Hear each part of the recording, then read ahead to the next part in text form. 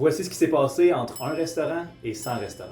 Pour commencer, mon frère Guillaume et moi, on s'est ramassé 15 000 chaque, fait que 30 000 à deux, qu'on s'est servi comme mise de fonds pour acquérir le restaurant sur la rue Bouvier. Ce qu'il faut savoir, c'est que c'est un restaurant que les ventes étaient so-so et qui était dû pour être rénové, donc qui n'était pas vraiment au goût du jour. Si je me rappelle bien, on avait payé autour de 100 000 pour le resto, fait qu'on a mis 30 000 de cash down, on a financé 70 000. Ça peut sembler pas cher, mais le resto était dû pour être rénové au complet, donc à reconstruire.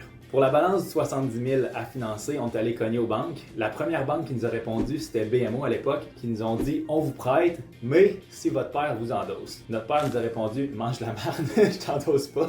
Il a réellement répondu quelque chose comme ça. Par la suite, on a une réponse de Desjardins qui, eux, ont accepté de nous prêter sans avoir à se faire endosser par notre père. Par la suite, on a acheté le restaurant de Sainte-Foy, même chose qui est un restaurant à terre. Guillaume s'occupait de Bouvier, moi je m'occupais de Sainte-Foy. Puis on a grandi comme ça en achetant des restaurants. À l'époque, les 2 premières années, on faisait, puis ça je le recommande vraiment pas, c'est important de travailler fort, mais il faut aussi se servir de sa tête, puis nous, on se servait pas nécessairement de notre tête dans le temps, on faisait juste travailler. Fait que les 2 premières années, nos seules journées de congé, c'était les journées de Noël. En gros, moi j'avais congé le vendredi après le souper, fait que je finissais à 7h, puis je recommençais le samedi à 4h. Fait que ça,